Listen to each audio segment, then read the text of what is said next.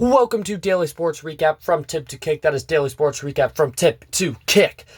We are looking for subscribers, so please go to our YouTube channel and subscribe. Please go to our Spotify and follow. All our episodes are on Spotify and YouTube now, so please go there. I am so sorry for the delay. I have not been able to make episodes, but I'm going to keep making episodes, keep cranking them out.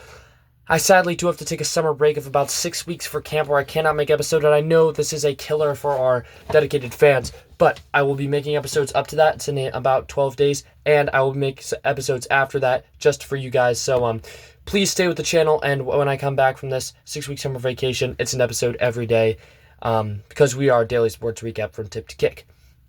Today we're going to get into some NBA, NFL, MLB, and obviously MLB, but we are also going to get into World Cup recap, which we're starting because now NBA and NFL are out of season, so we need some more things to talk about to chalk up that time. So we're just going to throw in some World Cup in there, and it has been pretty exciting. But let's start quickly with some NBA. The Knicks are preparing for a huge celebration in Manhattan tomorrow, obviously after capturing their first NBA Finals in 53 years, defeating San Antonio. The parade details the New York City will host the official championship parade through Manhattan's Cannon of Heroes on Thursday morning. Finals MVP Brunson secured the championship on Saturday night with a historic 45-point performance in Game 5, and obviously he completely deserves that MVP because he absolutely popped off. Without him, the Knicks would be off right up. So he really did a great job. The series delivered the highest-watched NBA Finals broadcast since 1998, which does not surprise me at all. You have Brunson, huge star, and obviously Wemby, current face of the league, in two teams where their fan base are extremely dedicated, so this does not surprise me.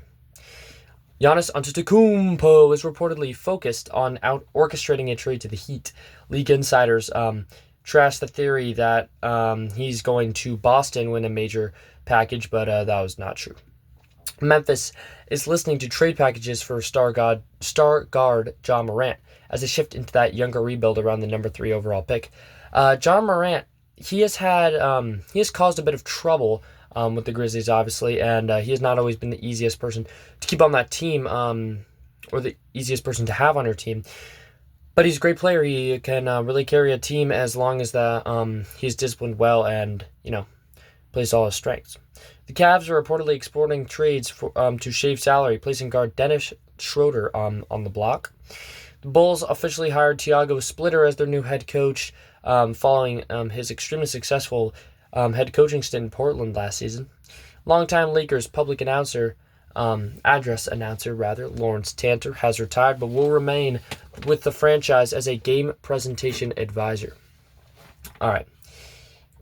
So we got some 2026 NBA draft intel.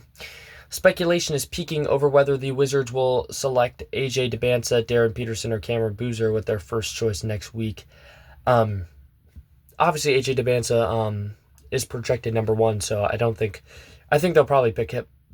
Top prospect Darren Peterson's camp is reportedly hoping to avoid the Utah Jazz in number 2 to circumvent a potential overlap with Keontae George.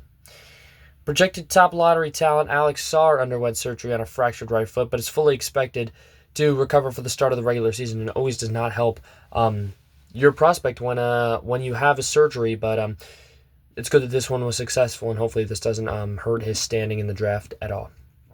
All right, now we're going to get into some MLB. Psych, we're going to get into some NFL. All right, the biggest NFL headlines for June 17th, 2026. 8-time Pro Bowl defensive end is returning to the New Orleans Saints on a new 1-year contract for what he has announced to be his 16th and final NFL season. He's been playing a while, so hopefully he can go out with a bang. The Jacksonville Jaguars officially hired Rose Matistic to an extension, making him the highest paid player at his position in the league. He is a long snapper. All right, Mahomes' historic deal. We already talked a little bit about this in our last episode. Mahomes locked in a massive reworked extension with the Chiefs, totaling up to $504.75 million. That's right, $504.75 million in guarantees, securing his spot as the highest paid player ever. which obviously I think he deserves. He's a great quarterback and can really lead that team to more championships than he already has. All right, Dak Prescott of the Cowboys quarterback, is out of full activity during mandatory minicamp due to minor knee soreness.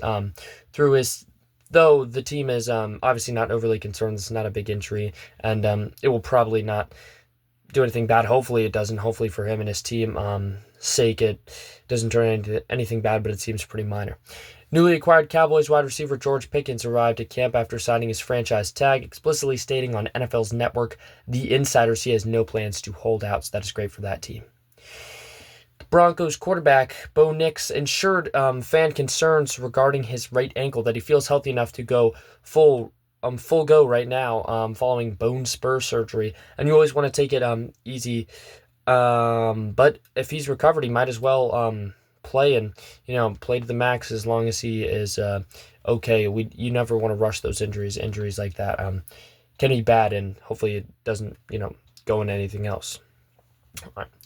Rashee Rice was released. The Chiefs wideout Rashee Rice was released from Dallas County Jail yesterday after serving a 30-day sentence for probation violation. He is expected to return for training camp in late July, so hopefully he can get back soon. And get in some reps, get in time, so that he's ready for the season. Former Texas quarterback Brendan Sorsby has officially applied for the NFL supplemental draft and scheduled a private pro day workout for June 10th in Dallas following gambling-related eligibility issues with the NCAA.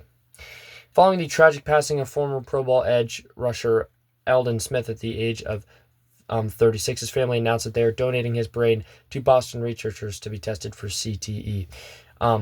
Obviously, it's really sad, but if you donate to science, hopefully advances can be made. But yeah, that is pretty sad. Obviously his passing. The Broncos have excused linebacker Jonathan Cooper for minicamp activities following a recent arrest following domestic protection order violations. So we don't really know much about that right now, but hopefully for everyone's sake, no one is hurt. All right, let's talk about some MLB daily news. Jose Ramirez has undergone surgery. The Guardians suffered a huge blow. This guy is pretty important for them, and if he's not there, they're not going to do too well. They have not been doing great, but this is definitely going to put a dent in if they were going to do well at all. As their superstar third baseman underwent successful surgery to repair a fractured hamate bone, Ramirez is expected to miss 5 to 7 weeks testing Cleveland's hold in the AL Central, so this is not going to be great for them. And to add on to their pain, outfielder Angel Martinez of the Guardians is also out for 4 to 6 weeks with a fractured foot. Meanwhile, top rookie outfielder Chase DeLauder is day-to-day avoiding major damage from a rib fracture.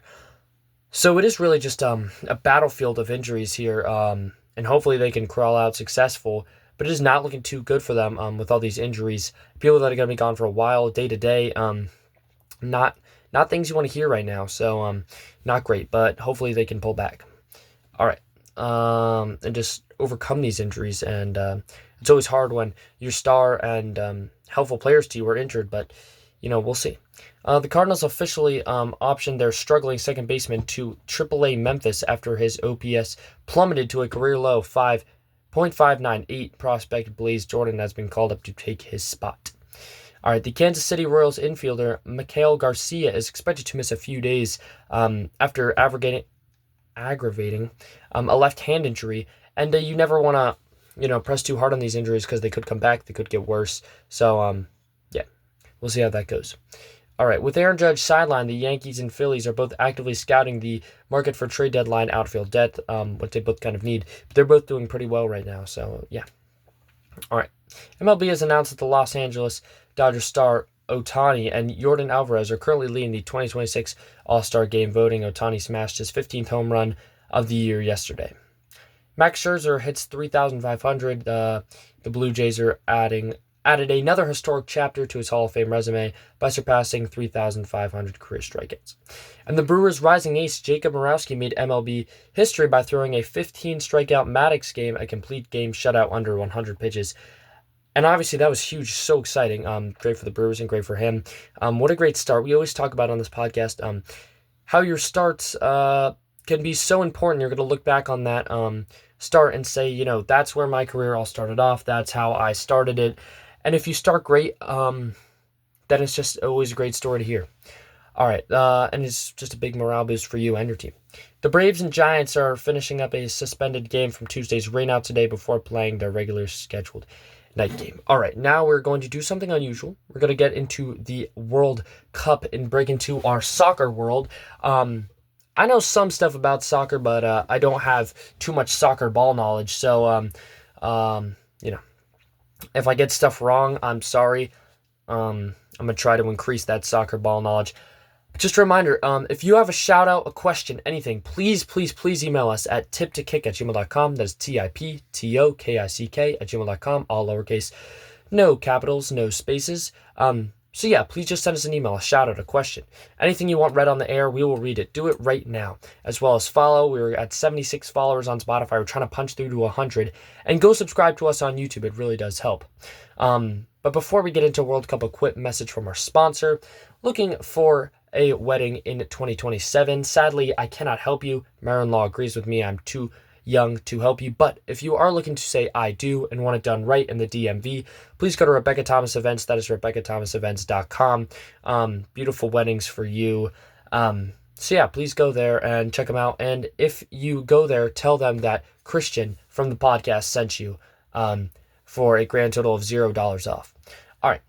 Today's top headlines: Lionel Messi scored a sensational hat-trick in Argentina's 3-0 opening win against Algeria. This brought his career total to 16 World Cup goals, tying Germany Miroslav Klose for the most in tournament history, which is obviously a big deal. The World Cup's been around for a while, and we know that Messi is obviously great. Obviously, Ronaldo's better. There's no question there, but it's great for him. All right. France's Kylian Mbappe and Norway's Erling Haaland both scored twice in their openers. Mbappe in France's 3-1 win over Senegal made his nation outright top goal scorer in history with 58 goals. Haaland's brace propelled Norway past Iraq 4-1.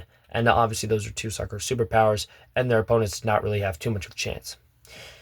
All right, the fourth matches played on Tuesday drew a combined 281,223 fans, breaking the 32-year-old single-day attendance record originally set during the 1994 World Cup, which is obviously a big deal. Cristiano Ronaldo kicked off his record-setting sixth World Cup campaign with Portugal. However, the underdogs DR Congo secured a stunning 1-1 draw to the European favorites, which is pretty crazy because you'd think would be able to pull out with this team. I don't even know what the DR Congo, Dominican Republic, I don't even know. Probably do. I don't even know. But that's surprising. You'd think Ronaldo and his team would be able to pull out. All right. So we have some tournament results and schedule. Argentina versus Algeria, Group J. Argentina won 3-0. France versus Senegal, Group 1. France won 3-1. Norway, Iraq, Group I. I think it's an I. Or maybe, yeah, it's I. Norway won 4-1. Austria versus Jordan, Group M. Austria won 3-1. Portugal versus DR Congo, tied 1-1, Group K. England and Croatia, Group L, 4 p.m. Ghana and Panama, Group L, 7 p.m. And Uzbekistan and Colombia, Group K, 10 p.m. All right, so we have some big major developments. Ghana squad drama. Arsenal midfielder Thomas Partey was denied entry into Canada, where Ghana plays its opening match, forcing him to miss out on the tournament opener due to ongoing legal proceedings in the UK, which I don't really know a lot about that, but that sounds kind of odd.